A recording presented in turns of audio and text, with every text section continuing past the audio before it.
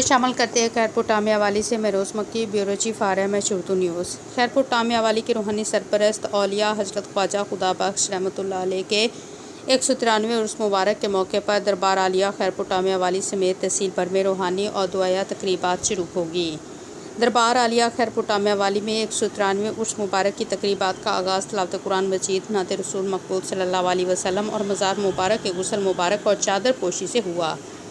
اس تقریب کے مہمان خصوصی چودھری نعیم الدین وڑیچ، عزیز الرحمان عباسی، سید عبدالقیوم شاہ ہمدانی تھے۔ تفصیلات کے مطابق جگرے گوشہ سجادہ نشین دربار حضرت خواجہ خدا بخش رحمۃ اللہ علیہ نے مرکزی تقریب کے مہمان خصوصی چودھری نعیم الدین وڑیچ کے ساتھ غسل مبارک اور چادر پوشی اور عرس مبارک کی تقریبات میں خصوصی شرکت کی۔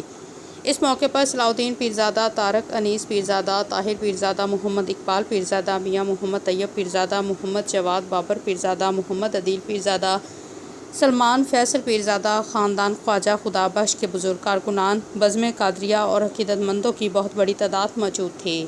غسل مبارک اور چادر پوشی کی تقریب میں دربار شریف پر موجود نعت خوان حضرات اور حاضرین نے بارگاہ رسالت مآب صلی اللہ علیہ وسلم میں درود و سلام کا نذرانہ پیش کر کے ایک روحانی اور واحدانی کیفیت پیدا کر دی۔